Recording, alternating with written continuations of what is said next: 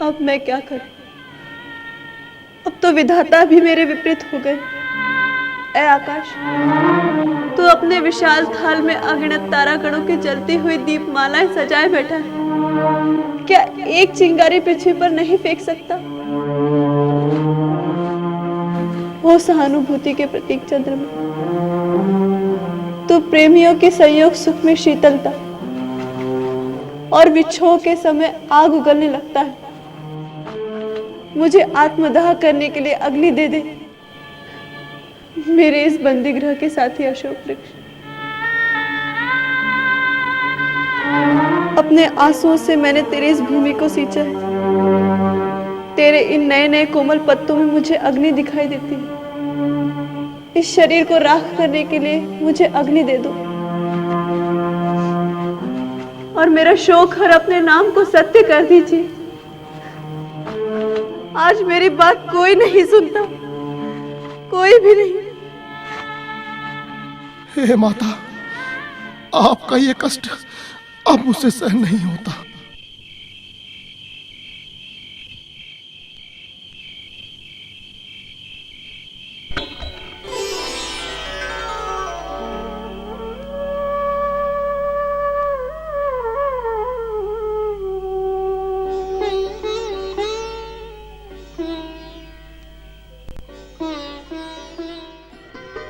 ये तो मेरे प्रभु श्री राम की मुद्रिका है, परंतु ये यहाँ कैसे आई?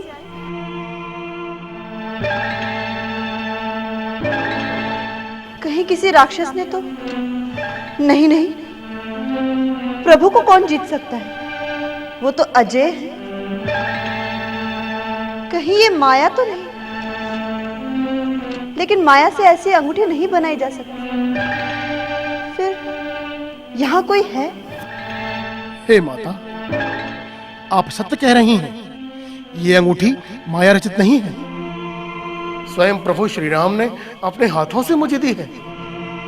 उन्हीं करुणा निदान की कृपा के सहारे मैं ये अंगूठी लेकर अशोक वाटिका तक आया हूं। हे भाई, तुम कौन हो जिसने अमृत वचन कहे? स्वयं करुणा निधान ने ये अंगूठी तुम्हें दी है, तो तुम सामने क्यों नहीं आते? छुपे क्यों हुए हो? जय श्री राम। हे माता, एक बंदर को देखकर इस प्रकार विस्मित होकर आपका मुंह फेर लेना उचित है, किंतु माता, मैं करुणा निधान श्री राम की सच्ची शपथ लेकर कहता हूं, मैं उन्हीं का दूत हूं। मेरा नाम हनुमान है। हे माता, आप संदेह ना करें, ये अंगूठी लेकर मैं ही आया हूं। माता, जब बानरों की सेना आपका पता लगाने के लिए प्रयाण कर रही थी, तो प्रभु श्री राम ने स्वयं मुझे अपने निकट बुलाकर यह अंगूठी दी थी, ताकि आप इसे देखकर पहचान सके कि मैं ही वास्तव में प्रभु श्री राम का दूत हनुमान हूं। परंतु मनुष्य और वानर की मित्रता आश्चर्यजनक है। ये मित्रता कैसे हुई? हे मातेश्वरी, रावण के विमान में जाते हुए आपने कुछ आभूषण साड़ी के पल्लू में बांधकर एक पर्वत पर फेंके थे। वही आभूषण ऋषिमुख पर्वत पर बैठे हुए वानरराज सुग्रीव के सामने जाकर गिरे। जब आपको ढूंढते हुए प्रभु श्री राम ऋषिमुख पर्वत पर आए, तो उनकी भेंट वानरराज सुग्रीव से हुई, जो स्वयं बाली के भय से भयभीत होकर ऋषिमुख पर्वत पर निवास कर रहे थे। जब वानरराज सुग्रीव की और प्रभु श्री राम की मित्रता हुई, तो वही आभूषण वानरराज सुग्रीव ने प्रभु श्री राम को दिखाए। उन आभूषणों और साड़ी को टुकड़े को देखकर प्रभु श्री राम अत्यंत दुखी हुए। महाराज सुग्रीव ने बाली से डरकर ऋषिमुख पर्वत पर रहने का कारण प्रभु श्री राम को बताया। तब बाली द्वारा प्रताड़ित सुग्रीव के कष्टों से दुखी होकर प्रभु श्री राम ने बाली का वध करके सुग्रीव को पुनः किष्किंधा का राजा बनाया, और प्रभु श्री राम ने अपनी मित्रता का धर्म निभाया। तब वानरराज सुग्रीव ने आपका पता लगाने के लिए वानरों की सेना को भेजा। चारों दिशाओं में विश्व के समस्त वानर आपकी खोज कर रहे हैं। माता, ये तो मेरा सौभाग्य है कि सर्वप्रथम मुझे आपके दर्शन हुए हैं। हे पुत्र, आज तुम्हारे इन वचनों से मुझे इतनी प्रसन्नता मिली है कि मैं उसका वर्णन नहीं कर सकती। हे तात, तुम विरह सागर में डूबी हुई सीता के लिए जलयान के समान हो। मुझे पूरा विश्वास हो गया है कि तुम प्रभु श्री राम के सच्चे सेवक हो। मेरे प्रभु श्री राम अपने अनुज के साथ कुशल से तो हैं।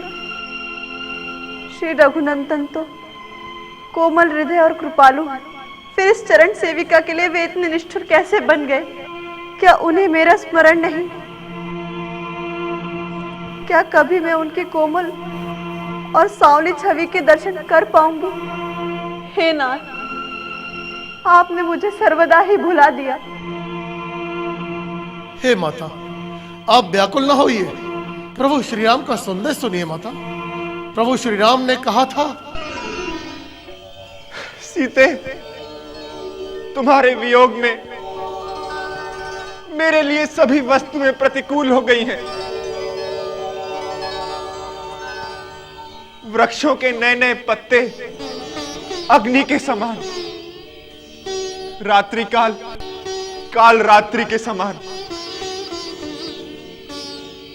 और चंद्रमा सूरज के समान तपित लगता है। कमल के वन चुभते हुए भालों की तरह लगते हैं। वर्षा वर्षा ऐसी लगती है जैसे मेघ खौलता हुआ तेल बरसा रहा हो। शीतल, मंद,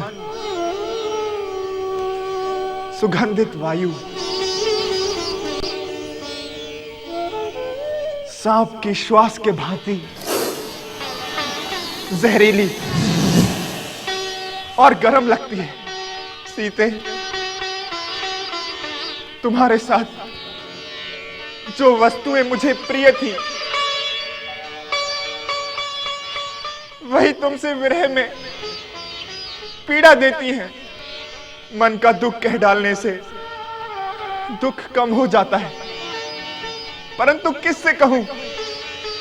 तुम्हारे और मेरे प्रेम का रहस्य तो केवल मेरा मन ही जानता है, और वो सदा तुम्हारे पास रहता है। सीते, बस इतने में ही मेरे प्रेम का सार समझ लेना। सीते, सीते, सीते,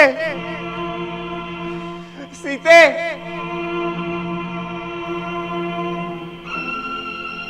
हे रघुनाथ, हे सूर्य कुलभूषण,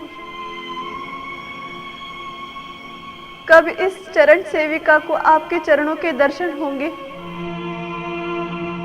इस भांति व्याकुल ना होइए। प्रभु के शौर्य को याद करके भय को अपने मन से निकाल दीजिए। माता, अब आपकी मुक्ति का समय दूर नहीं है। रामबाण रूपी सूर्य के उदय होने पर राक्षसों की सेना रूपी अंधकार अधिक समय तक नहीं रह सकता। माता, मैं चाहूं तो अभी आपको यहां से प्रभु के पास ले जा सकता हूं, परंतु हे माता, मुझे इसके लिए प्रभु की आज्ञा नहीं है। हे पुत्र, तुम्हारे वचन तो बड़े ही प्रिय और कोमल हैं। मेरे हृदय में अत्यधिक संदेह हो रहा है, क्योंकि लंका के राक्षस तो अत्यंत योद्धा और शक्तिशाली हैं, और श्री राम की सेना में सभी वानर तुम्हारे समान ही होंगे। तुम्हारे जैसे लघु वानर राक्षसों से कैसे जीतेंगे? ये रूप तो मैंने आपके पास पहुंचने के लिए रखा था। अब मैं आपको राक्षसों का संहार करने में समर्थ अपना रूप दिखाता हूं। जय श्री राम।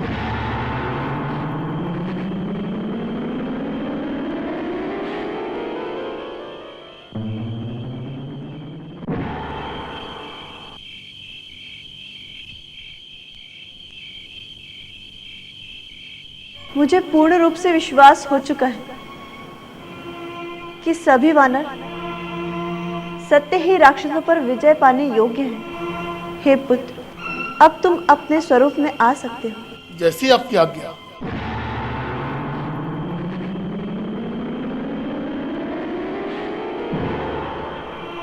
हे पुत्र,